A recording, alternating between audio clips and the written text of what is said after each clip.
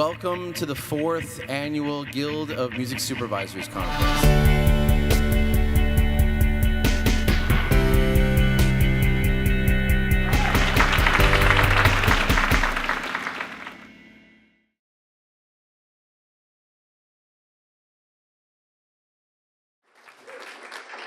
I'm going to let each member of the panel introduce themselves and tell you a little bit about what they do and the company they work for, etc. Amanda, you want to start? Yes, I do. I'm Amanda Krieg Thomas. I'm a music supervisor at Neophonic. I mostly do television shows like American Horror Story, 911, Pose, Claws. Previously did The Americans, The Assassination of Gianni Versace, among others. And that's me.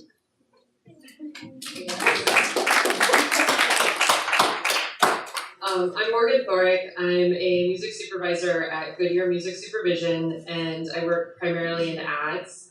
And I was most recently at the Arts Lab, and I've been in in-house agencies most of my experience.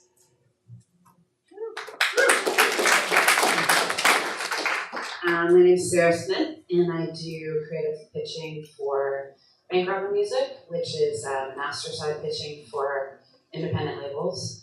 We have a roster of independent labels that we pitch for, and then Rough Trade Publishing.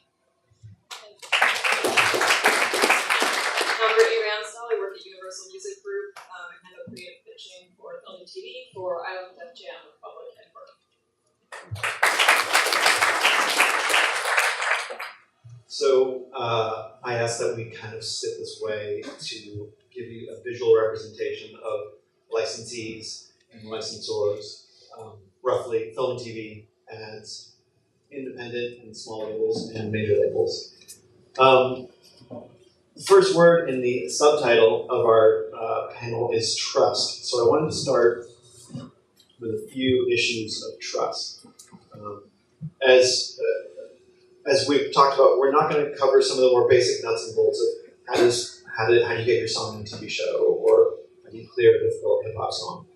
We're going to talk about the relationships between this side of the panel and that side of the panel. And importantly, we're going to address the relationship between these two sides of the licensing deal that allow all of us to work in a very small ecosystem for years, decades at a time, where there's trust and transparency, honesty and fairness during all these thousands of licenses that we execute together. So with that in mind, I'm going to start on the supervisor licensee side. I'd like to ask you to discuss a little bit, if you can, about the trust that builds up creatively over the years by asking people, such as Brittney and Sarah, for music. When you're working on a project and you say, hey, I'm starting on American Horror Story. I need songs that sound like this, and I need them to be easily clearable, such and such a budget.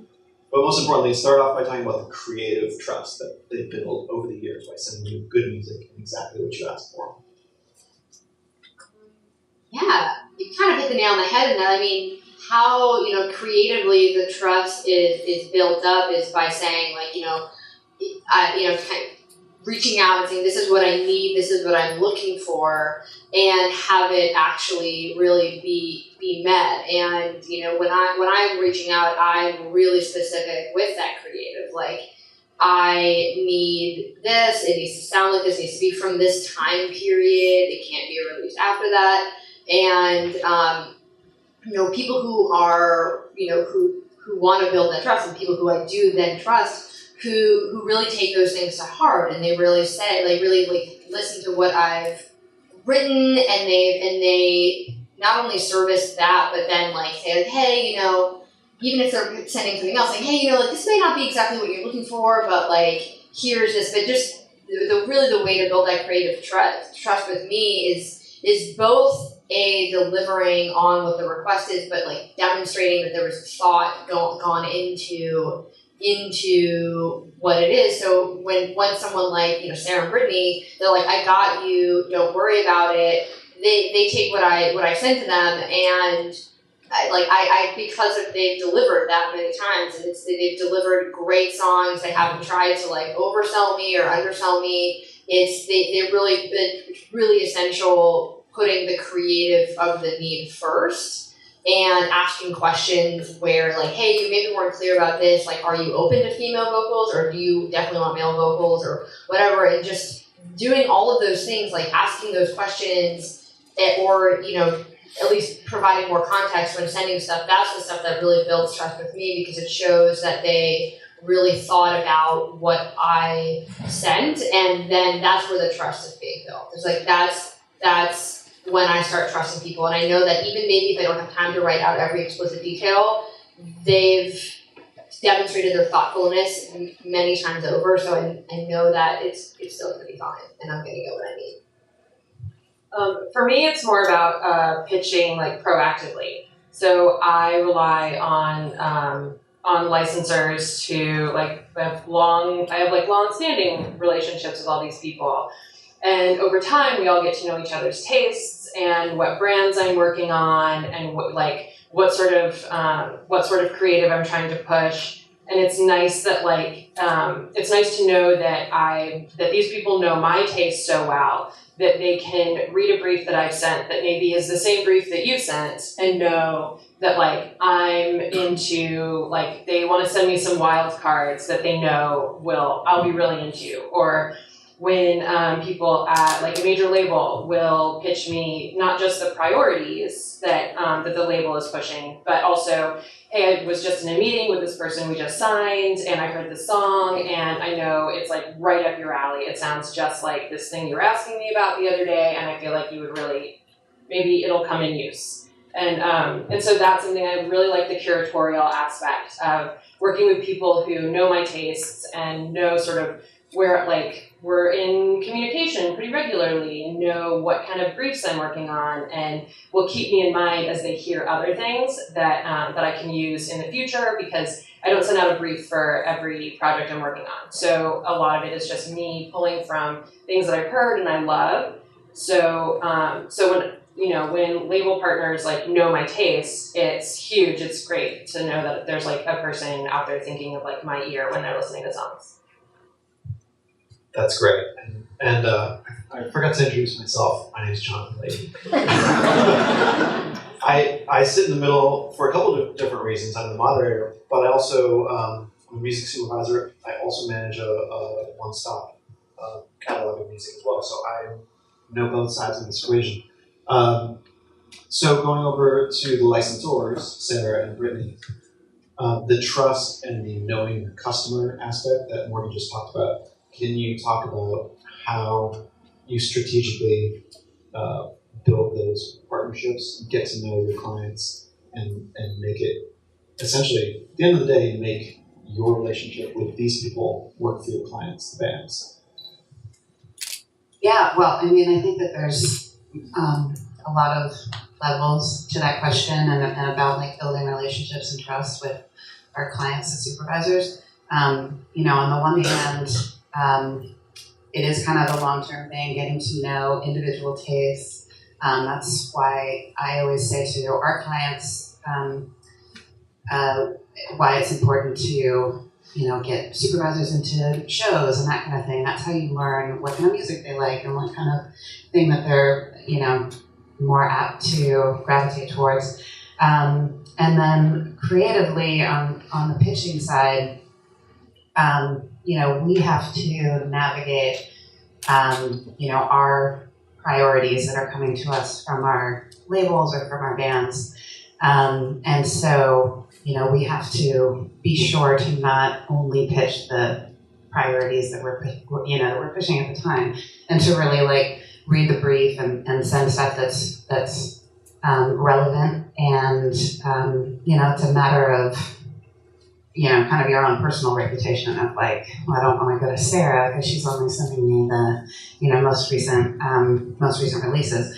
And then the other thing that I think is important with trust is the budget issue as well, because that comes up so much now that almost always you're pitching to a predetermined budget.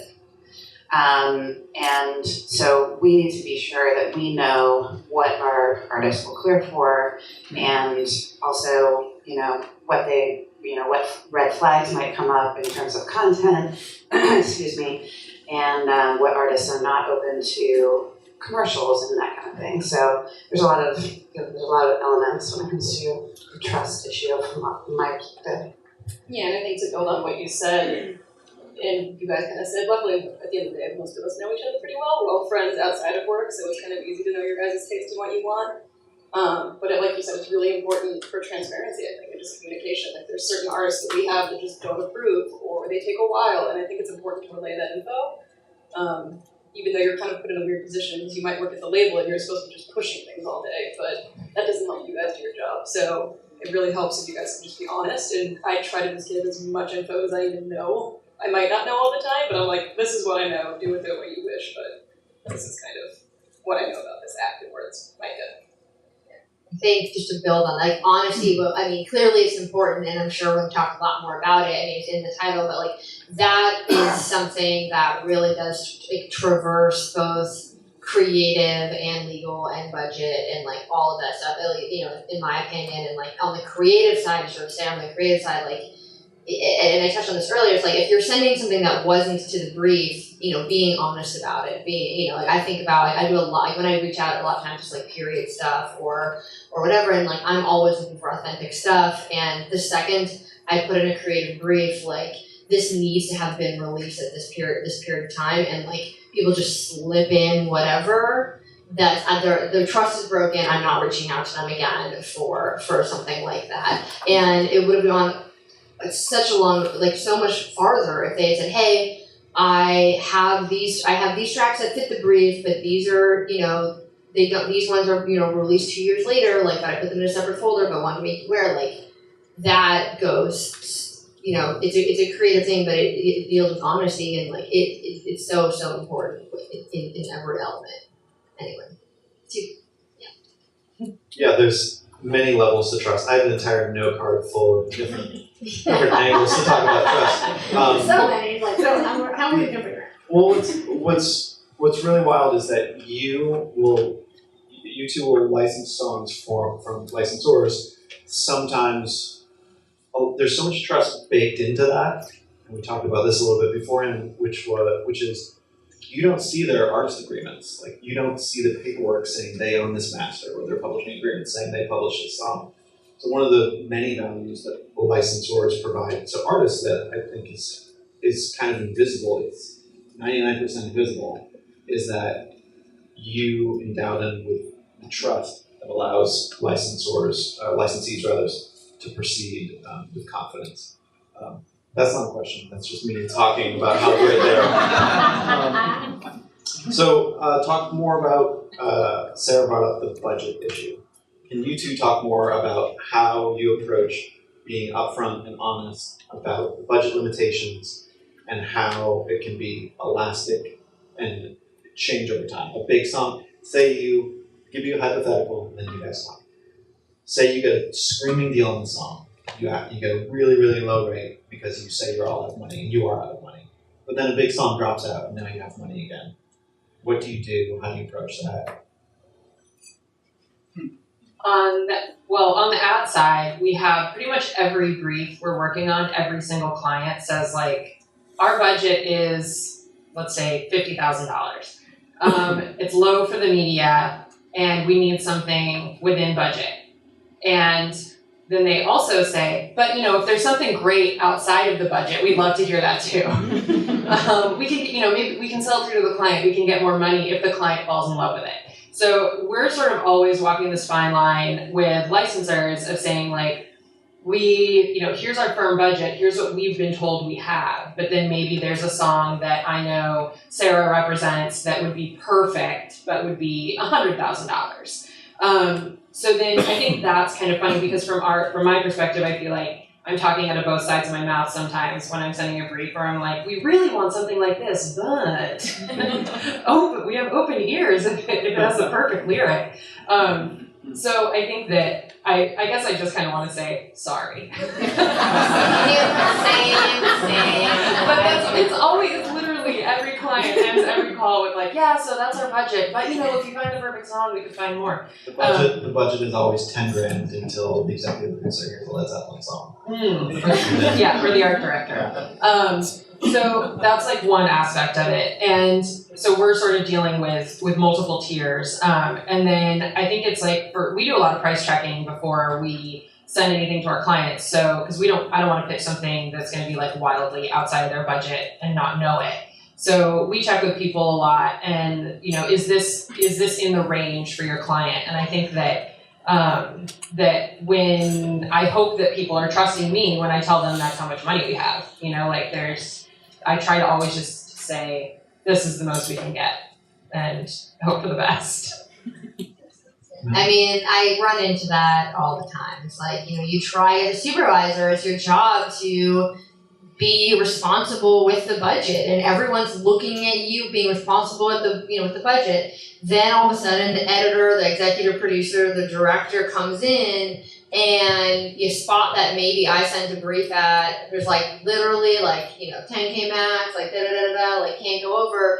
All of a sudden, like, you know, we're really great there, follow-up boy. Awesome. And then it's like, next thing you know, like they're like, well, you know, we're willing to fight for this, like we're gonna get the over. And then you're like, well, now to the people who I sent this like crazy search being like, wow, can't go over this amount, look like a dick.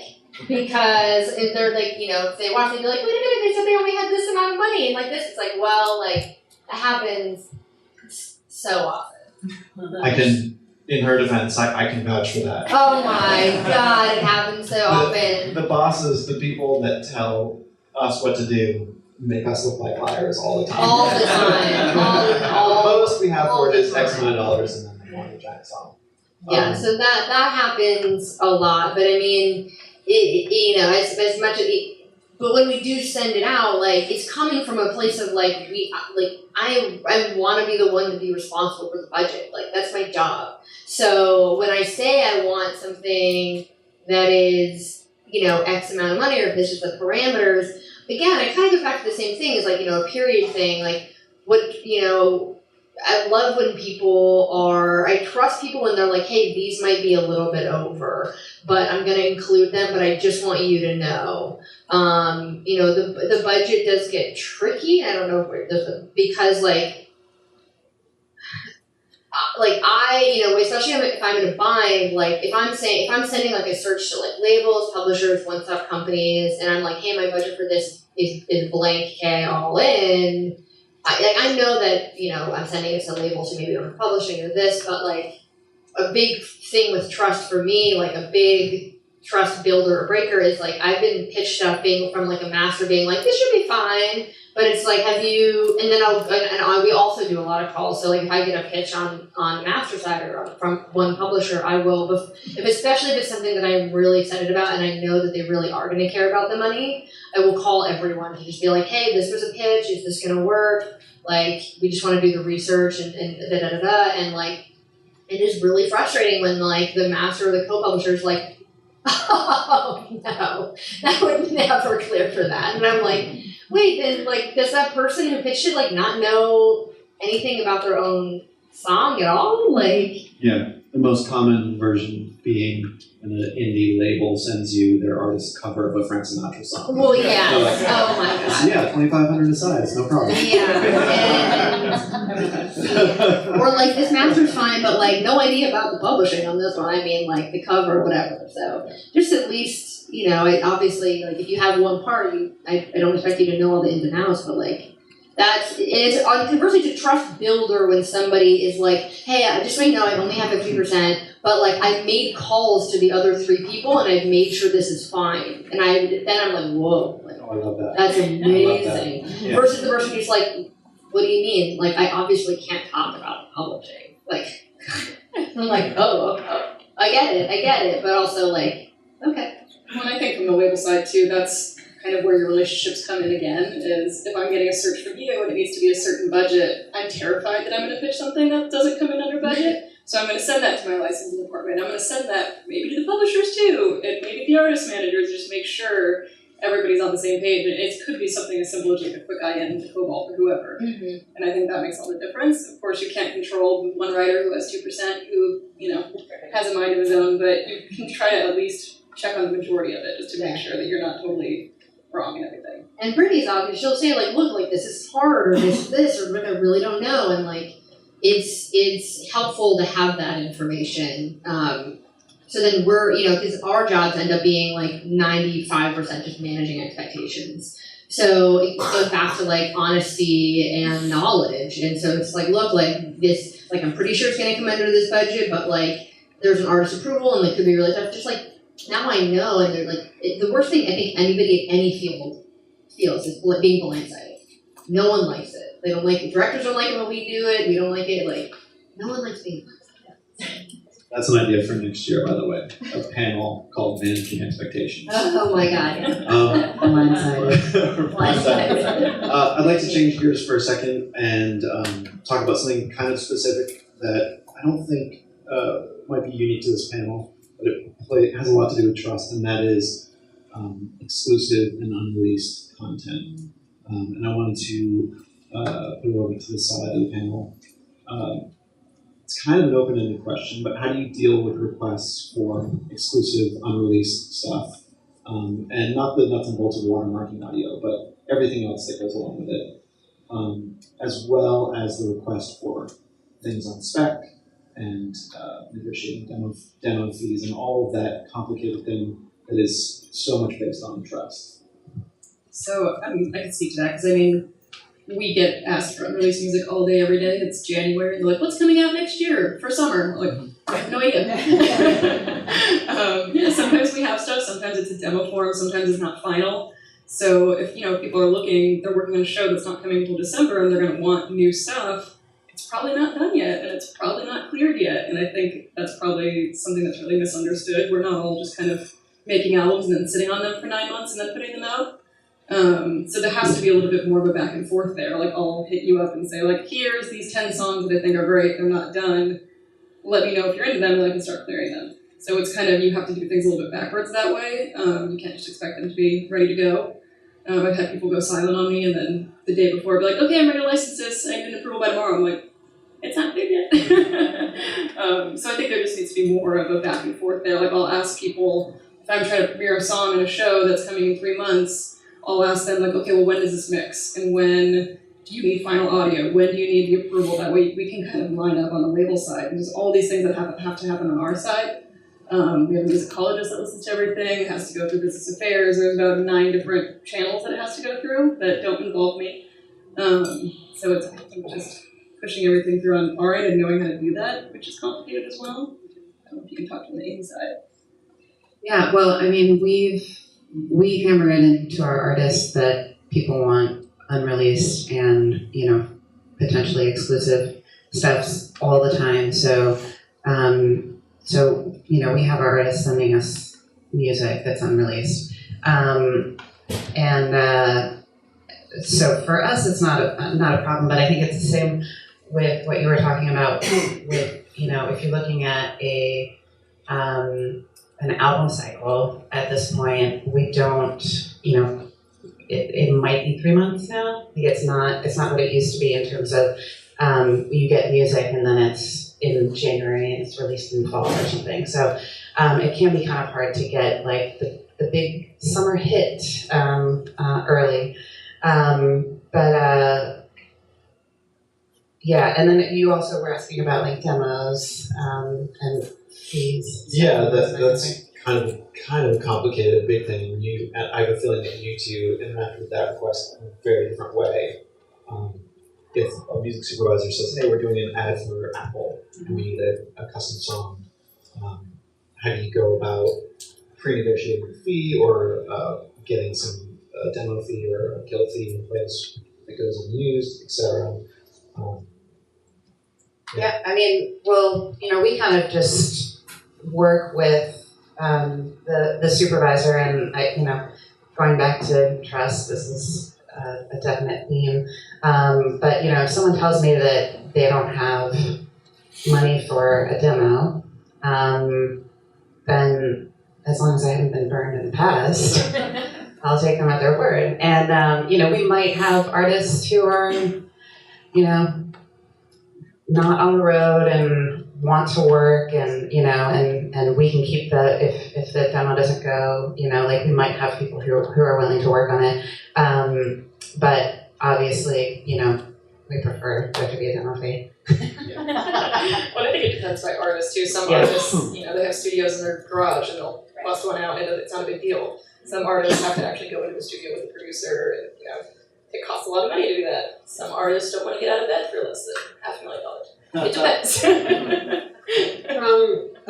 From a supervisor perspective, in demoing with artists, I've also I've learned from my own mistakes and like to have the entire deal negotiated before the demo is started. So not just the demo fee, but the back end, who's going to own it, how it's going to be released, what the expectations are for the demos, just because advertising especially is very demanding on composers and so I think that they need to know how much it's worth. After they do 7 revisions for me, they might want to raise the fee, but if they've signed a deal memo, they can't.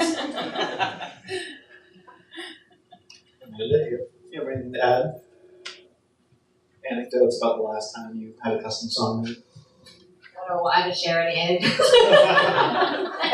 I do want to say that I've had some hilarious, terrible experiences with unreleased music and samples, which is, people will share something with me and I'll have it for 6 months or a year and it's still not even out. There's songs in my iTunes that I love that I've been pitching and still have not been released. And then when I land something and then start sort of vetting it with everybody and hey, we still like this, and then to find out there's 3 uncleared samples there's some cases where I've been hey, these samples are cleared, right?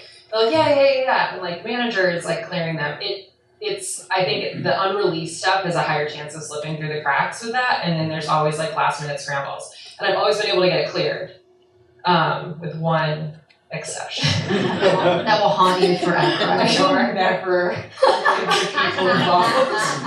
That's actually the most interesting panel, is tell me anecdotes that you are not allowed to tell anybody.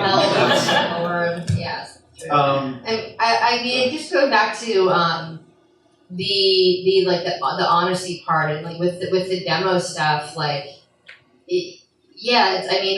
I come from in that sort of situation, it's sort of starting from a place of how can we make this work for everybody, and having people, reaching out to people I trust, and then because of that, they know that if I'm in a situation, I'm not gonna lie. I think I'm a big believer in honesty. So if there's a crazy thing that happens and things change or what it's just about, honesty in terms of fees, honesty in terms of what's possible, and I like to think people like Sarah and Brittney know that if I'm asking for something, I try to say, hey, we do have this money, or hey, we don't, or hey, what would make this work for you? It's great to have that trust, because then I know that we're not sitting here trying to fleece each other on a deal. We're all in a position of trying to do what's right for the people that are involved in the scenario. And that goes with with demo fees, and if it's doing something on spec, it's just saying it's really honesty just ends up again being paramount, and working with people you trust makes the process so much easier and makes negotiating, I think, so much easier. My 2 cents that I'll add that I just thought of as you're talking is being honest about the scope of the shootout and telling people, I have 5 artists working on this. Yes. Or do I have 5,000 artists working on it? Because if it's the difference between someone pulling 3 all-nighters, to get something done, I think it's only fair that they know if they're sitting at a poker table or if they're playing the lottery. They should know. Yeah, from the label side, that's actually really important, because we've had artists find out that other people are working on it when they thought they were the only one. Right. And that becomes a big artist relations issue for us. So it's always, again, to set expectations and just so they know if they're one of 20 or one of 3. It's very important. And it seems it's one of those things that just say as we're sitting up here talking about it, it seems a really obvious thing, but there are where I think is all sitting here advising honesty, but like it's easy to see where that could it is like a dice roll every time, because you could reach out to somebody and I think about this personally in my career. I don't, I'm sure everyone else does. It's like if I call and I'm telling someone, hey, look, you're working on this, there are 4 other people, I then run the risk, especially if it's an artist that like my client is like, I love this person, I really want them to do this thing. And if I go out there and I'm honest and say like, hey, just so you know, 3 people are working on this, that could then damage that, because then that artist could say like, no thanks, I don't want to be doing it if I know there's other people doing it. So it's a really it's a complicated situation, but I personally have always found that like going that route yields a more like long-term relationship with people like Brittney and Sarah and our relationships going forward. But it's not as easy as I think we're making it sound. There's a flip side. I'm going to say something very general, and you guys, both sides are going to have something to say about it. Ballparking fees. Just talk about it. No. Hate it. Does everyone know? Everyone hates it, I know. Does everyone know what I mean when I say ballparking fees? Yeah. No. But, all right. If I reach out to a label and say, hey, I've never used your catalog before, can you give me a ballpark or how much you're looking for TV, all media, speaking, theatrical, world per quote? So tell them the fees, you're telling what you're looking for. Just give me a ballpark, what I'm looking at for a fee if I use one of your songs. Licensors hate doing it. This side needs it to happen. Let's talk about it. Ballpark all day long. Well, I think it's just it's licensors managing our expectations, basically. Like there's a lot of artists that I think I know roughly how much this will cost, and a lot of songs that like I can guess how much it will be, but I need someone, like I need an educated estimate, and if like you know that you already got a request for that song at 100,000 and like that's what the artist is expecting for 6 months of TV, then my estimate might be off because you have information I don't have. So I think it's a way for us to manage. It's like a way for us to manage our clients' expectations of costs. You have to manage ours, and hopefully it's all accurate at the end. I mean, because on our side, like we're getting, like we'll send a bunch of ideas, and then the first question that like a post producer is going to ask is, how much is that going to cost? What's that going to cost? What's that going to cost? And on the licensing side, like I like feel, it's like there's a million reasons why ballparking is so hard. Like there's artist approvals, and then you never know what someone's going to feel like that day and whatever. But like. Yeah, on our side, like that's just what we're getting, and like we could go through and clear every song we're thinking about pitching, but that's a lot of time. That's a lot of paper and a lot of time. I mean, that's really the only way to be really sure of something's going to cost. You actually clear the song, but then having some sort of ballpark, like you just we're not like I always say like I'm never gonna like sit here and like. If you give me like a range of like 5K or 10K or whatever, like in that like in a general range, not like that specific number, like I'm never gonna come back and say like, what do you mean? Da, da, da, da. I mean, again, it goes back to honesty. If I talk to like one of these ladies and they're like, look, like yeah, I mean, I think that's workable for this, but like it could certainly come in higher. We like then I go okay, but at no point have I ever then like. Then I know. If it comes down to like the trust I have in these people, so I know when they say like this probably makes sense, I trust them, and conversely I trust them if they're like it could be higher, then I know. It all really goes back to managing expectations. I know, so I'll never truly pull you guys. Well, I think it really matters.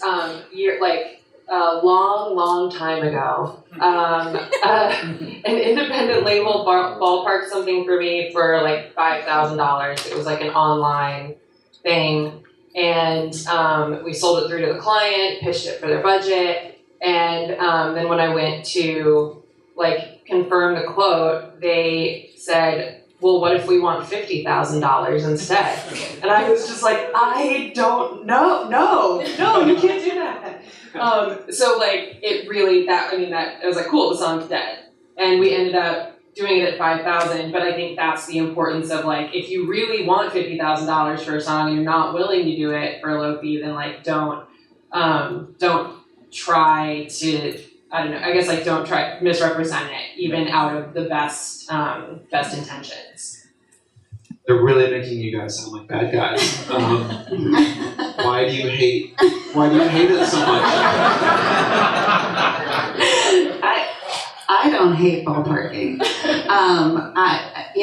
That's the first thing I ask if I get a search from a supervisor that doesn't have a proposed fee attached to it. My response to them is, "What's the budget?" Because I don't want to get into that situation where you pitch something and for whatever reason Morgan thinks that it's going to clear for $500 and Morgan has never paid $500 for a song. But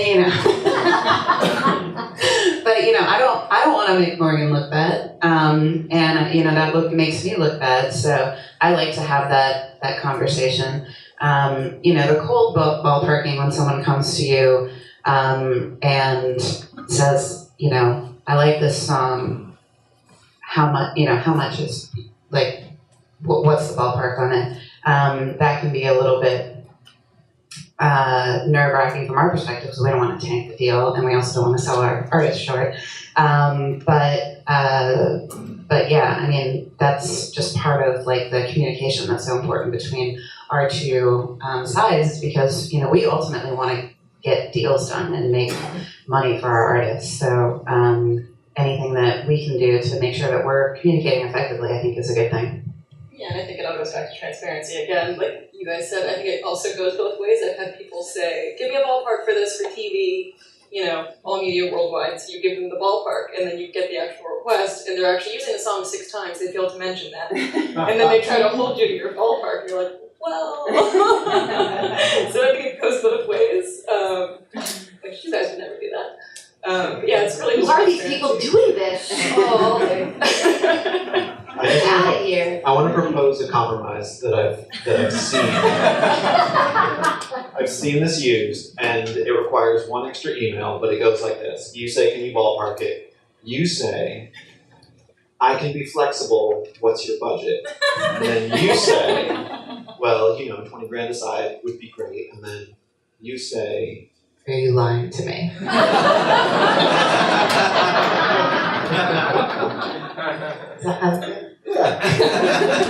I hope that these 4 people are all past that, but I also call people because it's such a human thing. And again, if people get sensitive about putting things in writing, I never want anyone on the other side to feel like caged or like, oh God, if I put this in writing, then I'm extra nervous now. So I never want to put someone in that position. There's always room for conversation because then it's sort of like, okay, well, what then that exact exchange happens on the phone. Yeah. And then I think, phone in those kind of conversations is so important because like you can human to human, like they can hear like, okay, well I'm really in a desperate situation or I'm not, or like there's like just like in ballparking, in fee conversations, I like doing them on the phone as much as possible because you keep the human element in there and then you really feel like you're collaborating with somebody and nobody feels like I'm trying to corner them into anything or like I'm lying or anything. It's just more honest, personally. yeah, I've changing direction a little bit. You mentioned earlier priority tracks or focus tracks or whatever you'd like to call them. This comes up a fair amount. This goes back to the creative trust, which is when I ask you for music, are you just going to send me music that people above you in your corporate structure have told you must get things? But looking at the flip side of that, the deep cuts, the B-sides, and this is an open question, how do you navigate? You obviously want to maximize the value of your artist catalogs, and you want great music, but have to work on the budget. So how do you navigate the gray area of using B-sides and deep cuts from well-known artists, say, but for less money, where you're trying to extract value out of the sound of the singer's voice and the recognizability of the band, but you don't have money for the hit? I don't know that I've worked on a lot of spots where that was the priority, I think. But there is occasionally something where we're like, all right, we need a recognizable song and we have a small budget, so let's look at like all the one-hit wonders of this era or slightly lesser known songs. And I think that's like, it's kind of tricky, honestly. It involves a lot of like price checking and saying like, hey, we think this would be cool. Has this been licensed? Like, there's no licensing history, so I'm gonna try to bully you into giving me a lower fee.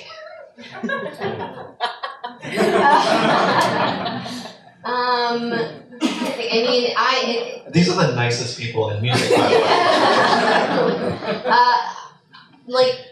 When the things I've worked on, it's like, if you want recognizable, you want recognizable. Yeah. And then just a matter of like, okay, what are the lesser known, like what are the, I mean, sometimes the one-hit wonders are the ones that cost the most because that person's like, you're never going to request anything else in my catalog, so this is going to be $50,000. You're like, okay, it's just a matter of like, I've always found that like, you just never, it's just, that's like a collaboration with a label. You're like, what are some tracks that I know, but like could be in this tier? And then on the flip side, like if you're open to, it's so creative driven. Like the Americans, we did that exact thing all the time. We didn't have a lot of money, and except for the last season where we made it happen. So like U2, I know we use U2, I get it again. But like for the most part, we didn't have a lot of money, so it was a lot of like doing really deep dives into people's catalogs and being like let's use like this really deep cut Patti Smith track, or like what's and that was a lot of times, and it was both in order to help fee-wise, but also that was a directive from the showrunners. Like they have to be open to that because it is a weird gray area with like a deeper catalog cuts that people haven't heard, because then it's like, well, if we're gonna like there's not gonna be no money, it's like if it's gonna be a deep cuts from like Imagine Dragons, like they're still gonna command a certain fee, like, so then it's kind of this gray area. It's like, well, if I'm gonna be paying for Imagine Dragons, then why aren't I paying for like something really giant? And if I'm not, then why don't I pay way less for something that it is so like we're just so constantly dealing with like how our creative vision people, like our directors, sort of perceive this stuff, and they're sort of the ones we have to convince or not convince. So you two, how do you be honest with your artists and be honest with them about valuing the deeper cuts?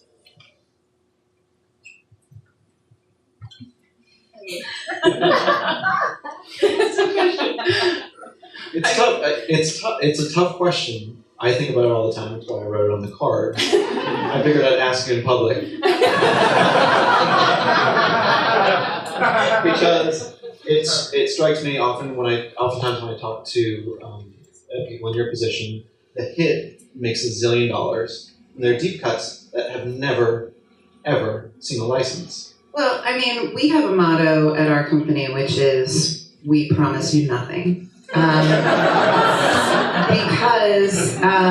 you can't predict, it could be the coolest artist that has, the song in the summer, or whatever. I've said that twice. I don't think we've ever had song in the summer,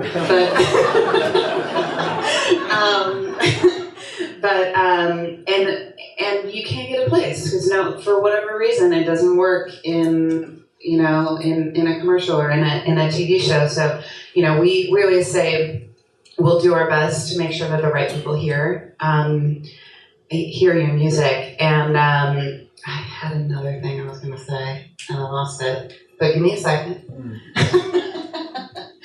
Oh, I know what it was. I had a client recently say to me that every license is like a miracle because your song has been chosen over every other piece of music that's ever been recorded. that is my favorite client because it's a great perspective, and I think it's true. It's like it's a tough thing, and you can't have huge expectations these days. That mindset is incredible. Every time I license a song, I'm going to remind them that their song just beat every other piece of recorded music. Yeah, and I can't remember if it was a client or a supervisor that told me that now, but anyway. We're just about out of time, so Brittney, I'm going to let you have the last word on that. How do you go about, as a reminder, she works at Island, Def Jam, Verve, so you oversee a ton of music, well-known and lesser-known, but all by big artists. How do you value and how do you be honest with quotes on the lesser-known songs? I don't know if it's necessarily quoting, I think it's more just creatively. Like you guys said earlier, it's not my job to push priorities at you all day, even though that's what the label thinks I'm doing all day. It's really to respond to you and what you need, and then kind of go from there. It's my job to know track 12 and the single and every song, and I think you can be a little bit more flexible with priorities, because sometimes you're just getting beat over the head to get a sync for something. And I think it's good to communicate that with you guys sometimes. Maybe you don't have a great budget, but I happen to have this song from this artist who's desperate for a sync, and it just happens to be perfect. And I think there's sometimes the relationships come in handy there. You can kind of just shoehorn something in. We've seen, I think I speak for the three of us, we've seen an uptick in the amount of proactive emails from your side saying, listen, this is our October single priority. We're willing to be really flexible with the price to make sure that it's everywhere and meet it in October. I think that's a cool development. I think it's a win-win. Yeah. Anyways, All honesty, more honesty. honesty, trust, transparency, managing expectations in 2019. Yeah. Every sync is a snowflake in 2020.